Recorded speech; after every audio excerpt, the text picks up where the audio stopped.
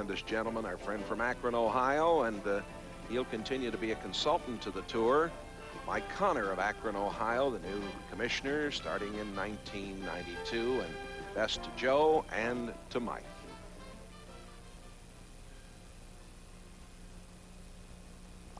Ozio on lane 40 continues to really have a tough afternoon.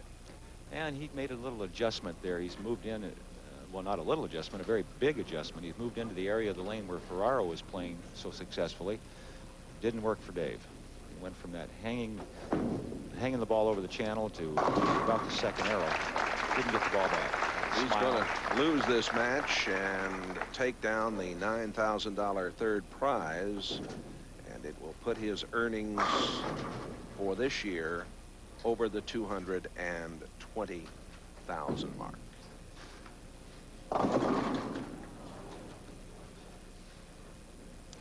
That total, incidentally, Earl, I think will move him to the second best single year total behind Mike Albee.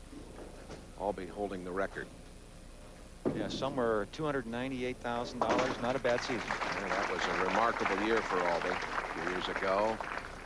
It's a possible 190 for Ozio, 279 for Ferraro. That's a little high. Look out. The 4-9. That could have been disastrous if this match had been close.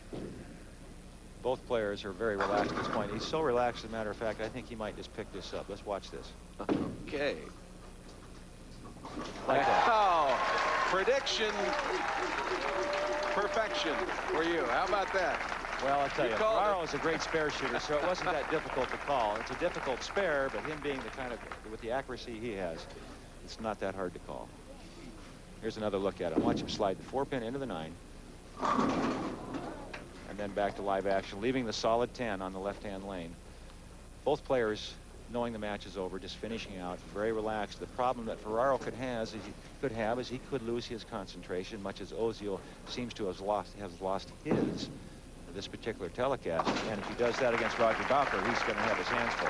Earl, while we watch this one finish out, let's remind the folks that the PBA's 24 point leaders are going to head out to Reno and Bally's Lanes for the 3rd annual Cambridge Mixed Doubles Championship, along with the 24 top ladies, joined out there by our good friend Greg Pearson, who runs the Bally Lanes out there, and Amleto Monticelli and his LPBT partner Tish Johnson, the only champions that tournament is known. And again, they're going to be paired together to see who can come up with a $40,000 first prize. So we wish everybody the best out at the Cambridge in Reno.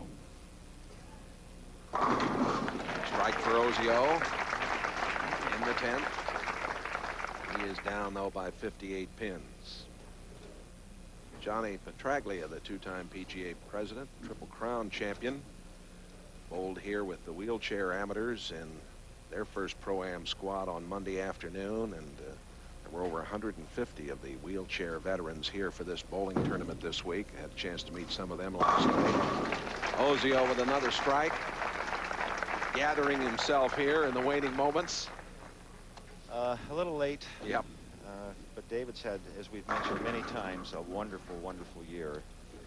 And the kind of year that a player dreams of having, and very few can reach that standard of excellence that David's shown. They call it a career year, and it's been special for him, as we documented at the top of the show. And he finishes with 4 in a row and a score of 190. And he's strangling Ferraro. Well, the great camaraderie among the gentlemen of this tour. Well, it's been a long year for the players, this being the final official tournament of the year, and it's been a long week.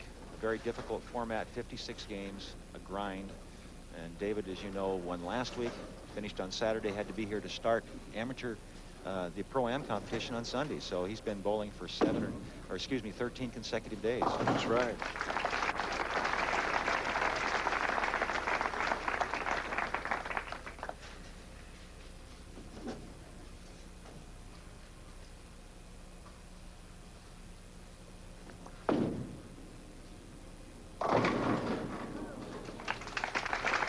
Score of 2:35 for Dave Ferraro, the winner over David Ozio with a score of 190.